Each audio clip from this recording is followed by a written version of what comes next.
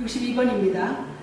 상처 치유 및 회복에 필요한 과정을 돕기 위해서 온 혹은 냉요법을 쓰는데, 냉요법을 해야 되는 경우, 냉은 우리 혈관을 비롯한 조직들을 수축시키죠. 그리고 이 순환을 감소시켜요.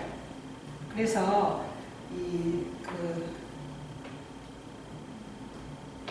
화농을 지연시키거나 혹은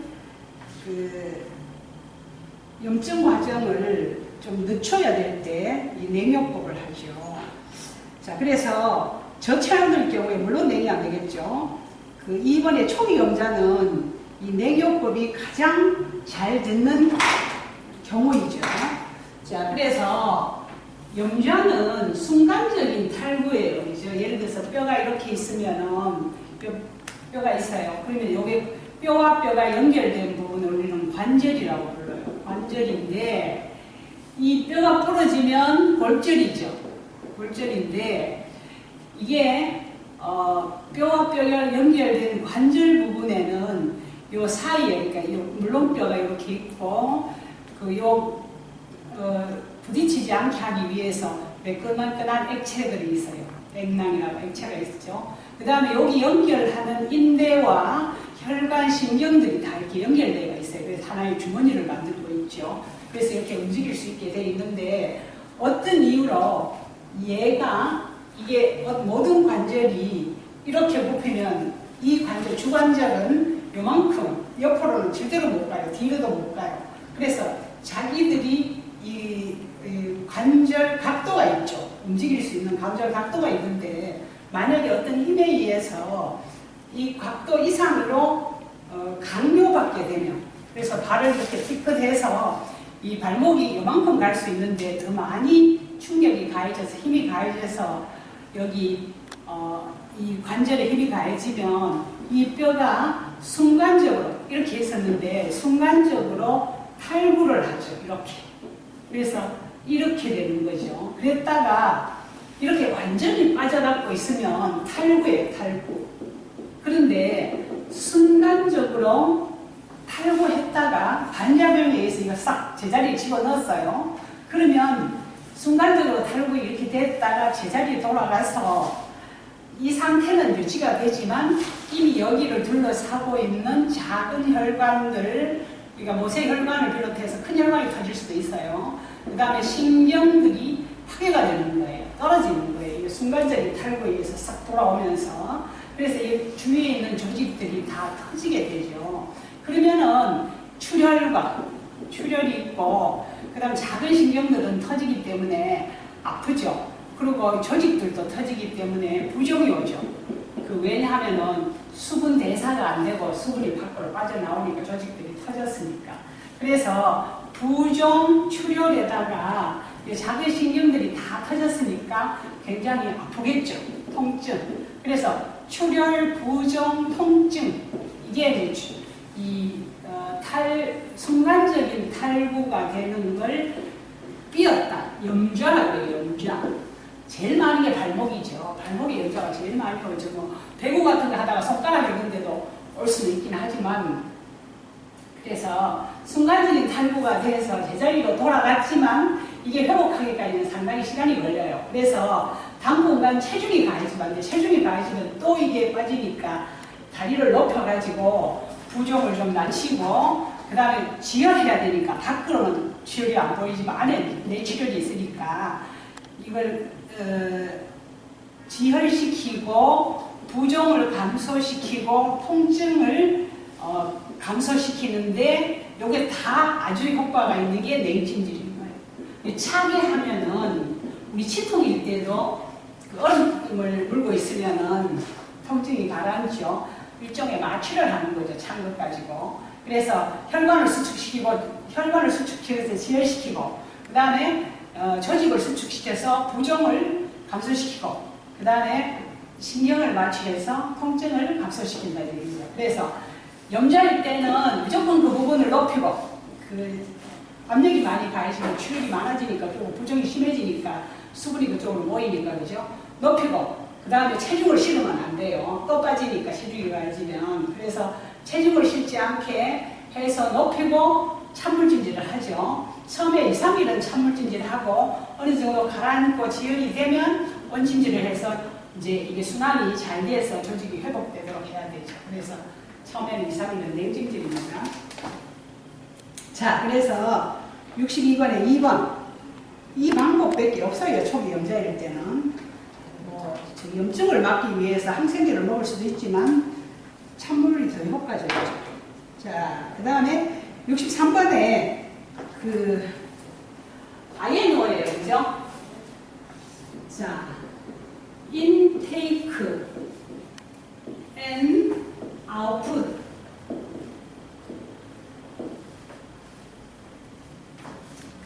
자, 그래서 이 인테이크는 섭취량이에요. 섭취량. 그러니까 수분이죠. 수분 섭취량과 배설량. 이게 우리 신체 순환에 이상이 없다면, 예를 들어서 그 비뇨기를 비롯해서 우리 신체 전체 순환에 건강 문제가 없다면 우리가 섭취한 만큼, 수분을 섭취한 만큼 배설해야 되는 거예요. 근데 이게 문제가 생기면, 균형이 맞지 않으면 부종혈뿐만 아니라 그 비뇨기 계통에 문제가 생긴 걸 의미하기 때문에 질병에 따라서 이번 환자의 경우에 수분 섭취량과 배설량을 체크를 해서 그 결과 가지고 진단을 내리죠. 그리고 이제 어떻게 치료할 것인지 방향을 계획을 할 수가 있어요. 그죠? 그래서 이게 수분 섭취량인데, 우리 수분 섭취량의 대표적인 건 뭔가 하면은 물이죠. 그 다음에 국, 음식에 포함되는 국, 그 다음에 국물성 음식, 물이 있는 음식, 이런 것들이 해당이 되고, 이런 음식이나 물 외에 그 혈관주사마들, 그러니까 수액주사를, 이렇게 혈관주사를 맞은 거예요. 수액주사나 그 다음에 수혈, 이런 게 대표적인 인테이크예요. 수분 섭취량에 해당된다는 얘기죠. 그 다음에 배설량은 대표적인 게 소변이에요. 소변. 그 다음에 원래 이 소변이 대표적인 건데, 정상적인 대변은 이 수분 배설량이 포함이 안 돼요. 근데 설사는 포함이 되죠. 수분 많이 나가니까. 그래서 소변부터 설사, 그 다음에 우리 몸에서 어떤 그 상처에서 그 분비물이 너무 많이 나왔다면 배액도 돼요. 그 다음에 심한 땀, 그냥 땀은 아니고 시트나 옷이 완전히 젖을 정도로 심한 땀. 그 다음에 뭐 호흡다, 과호흡이라 계속해서 숨을 너무 많이 쉰다고 생각하면, 비정상적으로 숨을 많이 쉰다고 하면 포함이 될 수도 있어요. 그죠? 그렇지만 대체로 이렇게 해서 하루 동안 24시간 동안에 인테이크와 아웃풋을 체크를 해요. 그래서 거기에 따라서 처방을 내리죠. 자, 그래서 지금 우리 63번에 한번 보면 섭취량, 수분 섭취량에 포함되는 것은 해서 이거 발하드로 의복이 젖었다 그래도 다 배설이죠. 1, 2, 3번은 다 배설에 포함되는 거예요. 그 다음에 그 4번이 수혈이니까 그 섭취량에 포함되는 거죠. 정상 대변은 어디에도 포함 안 돼요. 자, 64번에 포지션, 이건 체위라고 그러죠. 체위. 이 체위는 우리가 치료나 간호를 하는 데 있어서 이런 치료를 하면, 혹은 이런 치료를 할 때는 이런 체위가 필요하다. 꼭 이렇게 해야 된다. 그러면은 치료와 회복에 도움이 된다는 얘기죠.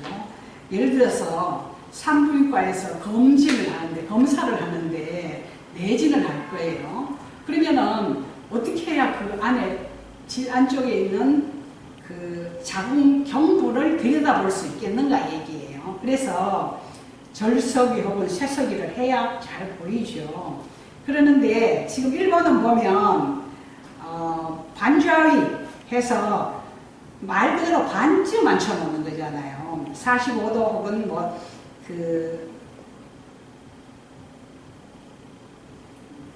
30도 정도로 올릴 수도 있어요. 그죠?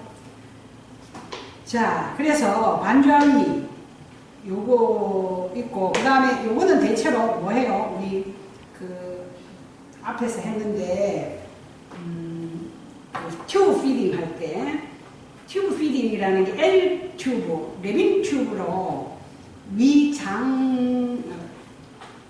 비위관을 통해서 우리가 저기 유동식 음식을 먹일 때 이렇게 한다고 그랬죠. 중력에 의해서 내려가도록.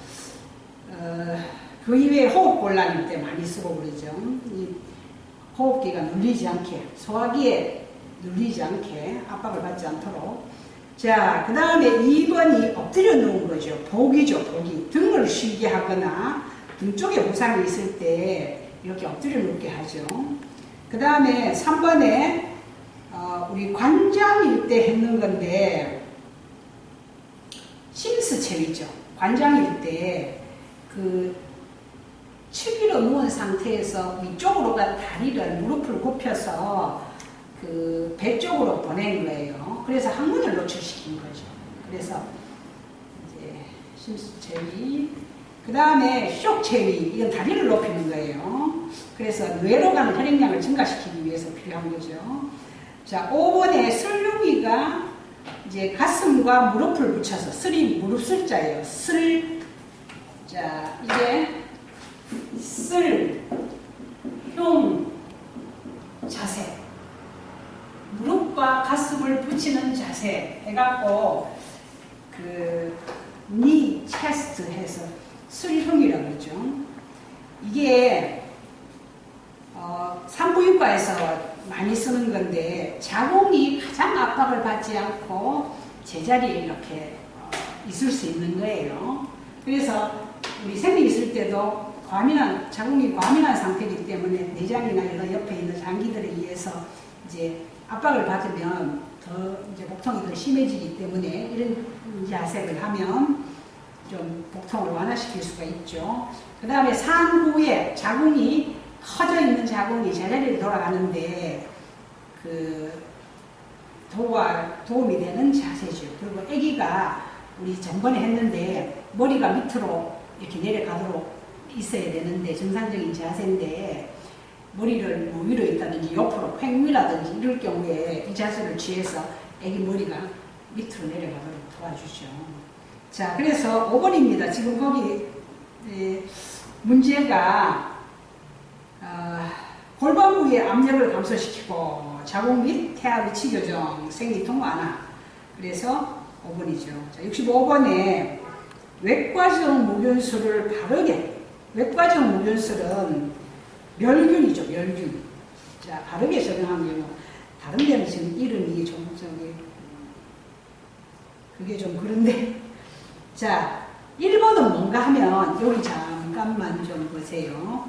자, 이게 드레싱 세트예요, 드레싱. 우리 언더 드레싱을 하는데, 혹은 멸균적으로 무슨 처치를 하는데 필요한 그런 경우에 세트를 이렇게 만들죠. 그러면은 이 드레싱 세트를 펼 때 제일 먼저 해야 되는 게 날짜 확인하죠. 그 다음에 그 테이프를 확인해야 돼요. 그 까만 줄이 생겼는가. 그 다음에 이걸 펴는 순서를 지금 여기서 하는 거예요. 이렇게 펼 때 우리 이거 1, 2에서 했다, 그죠? 나 쪽에서 제일 먼 쪽에 먼저 펴야 되는 거예요. 그걸 지금 보여주고 있는 거예요. 그래야 나중에 내가 오른쪽 손으로 오른쪽 자락, 왼쪽 손으로 왼쪽 자락 이렇게 펴져, 그죠? 그래서 이렇게 나중에 펴면 지나가지 않아도 돼요. 근데 반대로 만약에 여기를 두고 내가 이 앞쪽에 걸 만약에 먼저 폈다 생각해요. 이렇게 펴면 이걸 펴기 위해서 이렇게 하면 여기서 먼지가 떨어지면 균이 같이 떨어진다는 뜻이에요. 그래서 이 펼 때는 항상 내 쪽에서 가장 먼 쪽을 제일 먼저 펴야 되는 거예요. 그게 지금 우리 앞에서도 했어요. 자, 65번에 1번. 그 다음에 62번은 왜 틀렸는가 하면, 우리, 여기 좀 하지만 화투 칠 때 낙장불입이라 그러죠. 낙장불입인데, 거기 소독포 밖으로 나갔잖아요. 끄지가. 나가면 안 되는 거예요. 그러니까 소독포에 가장자리 2.5cm는 오염됐다고 보고 멸균된 게 여기 닿으면 안 되는 거예요. 그래서 요 2.5cm까지는 오염됐다고 보는 거예요. 그래서 멸균된 게 요 안에 있어야 된다는 얘기죠. 밖으로 나갔죠. 거기 끄지가 이렇게 걸쳐져 있죠. 그 다음에 그 3번은 왜 틀렸어요? 우리가 핀셋을 이용해서 소독솜을 이렇게 잡았으면 소독솜이 밑으로 내려가도록 돼 있어야 돼요. 그죠? 자, 그래서 여기 한번 보면 소독솜을 찍었어요. 이렇게. 소독솜을 딱 찍었으면 밑으로 가야 되죠. 여기는 소독약이 묻었으니까 만약에 이렇게 하면 이게 다 흘러내리잖아요. 그래서 또 다시 이렇게 놓으면 여기 손에 묻었다가 갔다가 그러겠죠. 그러니까 항상 밑으로 이렇게 돼요. 밑으로. 지금 그림에는 이렇게 돼가 있죠. 그래서 밑으로 이렇게 세야 되는 거예요. 자, 그 다음에 그래서 지금 65번에 1번입니다. 나머지도 뚜껑을 이렇게 들고 있으면 안 된다고 그랬죠. 뚜껑을 이렇게 들고 있는 게 아니고 이렇게 들고 있어요. 내면이 아래로 가게 이렇게 들고 있는 거예요. 4번. 자, 그래서 1번이에요. 자, 66번에 노인을 대상으로 보건교육을 할 때 맞는 거 찾는 거죠. 자, 강의가 효과적이다. 노인들한테 강의하면 제대로 기억하겠어요. 한번 들으면 잊어버리죠. 젊은 사람도 잊어버리는데 나이 든 사람은 잊어버리지 말는 것도 있잖아요. 강의는 별로 효과적이지 않죠. 노인들한테는 특히. 자, 중요한 내용은 반복해서 강조한다. 아무래도 좀 기억하기가 좋겠죠. 꼭 기억해야 돼. 꼭 실천해야 될 것은 계속 반복시킨다는 얘기죠. 우리 젊은 사람도 한 번 말해갖고 잘 안 듣잖아요. 자, 그래서 66번입니다. 66번에 1번하고 3번은 똑같죠. 오랜 경험을 가지고 있기 때문에 이론만 계속 공부시키면 그 사람들이 기억하겠어요. 그죠? 자, 66번에 2번, 67번에 자, 요거는 보건교육 방법 중에 하나예요. 실제와 비슷한 모형을 만들어 가지고 그 모의 교육을 하는 거예요. 우리 이런 것처럼 실습 도구 가지고 주사기 가지고 그냥 교육하고 아니면 이런 인형 가지고 체위 연습을 시킨다든지 이렇게 해서 시뮬레이션이라고 그러죠. 그래서 그 모형 가지고 주사 놓는 연습이나 아니면 우리 그 도뇨하는 거 연습하죠. 자, 그래서 67번에 4번 시뮬레이션, 그 다음에 68번에 세균성 식중독 중에서 독소형. 자, 요거는 우리 좀 잘 알죠. 균이 우리 사람 몸에서 중독을 일으키는데, 식중독이 그 중에서 그 세균 자체가 문제가 되는데 이 균 자체가 문제되는 거 있어요. 그죠? 균 자체가 문제를 일으키는 게 있고, 그다음 얘는 얘가 예를 들어서 균이 전기부스처럼 장에 염증을 일으켜서 파먹어서 염증을 일으킨다거나 이렇게 하는 게 아니고, 균은 가만히 있는데 증식 시에 얘들이 증식할 때, 분열할 때 독소를 산출해요. 그래갖고 그 독소에 중독된다 이런 얘기죠. 균 자체는 이제 해가 되지 않는데, 그래서 그걸 독소형 식중독이라고 그러거든요. 보툴리누스 통조림이 상했을 때 생기는 이 보툴리누스 균이 대표적인 독소형 식중독입니다. 자, 1번이고 69번에 플랑크톤이, 이것도 우리 앞에서 했는 문제니까 넘어가겠습니다. 자, 70번에 자, 국가가 보험제도를 활용해 법에 의하여 강제성을 띠고 시행하는 사회보험. 자, 의료실비 이거는 스스로 민간으로 자기가 의사에 따라서 하는 거예요. 그죠? 국민건강과 나머지 암보험, 치아보험, 생명보험 이건 다 자기가 개인적으로 필요에 따라서 그 개인 회사에 이제 드는 거예요. 그래서 필요할 때 받는 거죠. 국민건강보험만 우리나라 5,500만 전 국민이 강제로 가입하는 거예요. 5,500만 국민 중에 나 안 할래 하면은 안 돼요. 무조건 가입하고 안 내면 차압이 제일 먼저 들어오는 거예요. 다른 어떤 빚보다도 제일 먼저 이게 강제 집행이 들어가요. 그죠? 그래서 70번에 2번, 71번에 보건소의 업무. 자, 보건소는 국민건강증진이라고 했죠. 우리 앞에서. 자, 2번이고, 72번에, 자, 마트에서 계산원으로 계속해서 어깨를 막 쓴다는 얘기죠. 그래서 이건 컴퓨터를 너무 많이 쓰는 사람에게 나타나는 직업병이에요. 컴퓨터를 긴장해서 너무 많이 쓰면 그게 경견완증후군. 경이 뭔가 4번이에요. 경이 뭔가 하면은 경이 목경자, 견 어깨경자, 완 팔완자예요. 우리가 이렇게 이 컴퓨터를 많이 해서 이렇게 두드리게 되면 여기 목부터 긴장해서 이 어깨, 팔, 손까지 다 경, 목깨, 목, 그 다음에 어깨, 견, 완, 팔까지 이렇게 이제 통증과 심하면 마비까지 올 수도 있죠. 그런 직업병을 경경환 증후군이라고 한다는 얘기죠. 자, 72번에 4번, 1번에 이거는 우리 산업보건에서 했는데 레이노시 병은 1번에 72번에 1번 레이노시 병은 어디 많이 이렇게 진동에 의해서 오는 거예요. 착암기라고 해서 바위 뚫는, 예를 들어서 바위 뚫는 직업을 가진 사람은 바위 위에다가 놓고 해가고 계속 이렇게 진동이 오기 때문에 레이노병이고, 수전증 이거는 직업병은 아니에요. 자, 다른 건 직업병은 아니죠. 자, 72번에 4번, 73번에 세계보건기구 WHO에 대한 설명 맞는 거예요. 그죠? 자, 국제적인 보건사업을 지휘 및 조정하는 기구이다. 이게 맞는 거예요. 1948년에 세계대전 이후에 우리 좀 세계가 좀 평화롭게 살자. 전쟁하니까 다 서로 손해자. 그래갖고 이제 유엔이 설립이 됐는데 그 산하 세계 보건을 책임지는 기관으로서 세계보건기구 월드 헬스 오거니제이션 해서 세계보건기구죠. 그 줄여서 이제 WHO인데 이 WHO는 어떤 일을 하는가 하면 그 후진국들 우리가 그 인류 모든 인류에게 건강을 이게 이제 선언을 했죠. 그래서 세계 모든 인류에게 건강을 해서 인류에게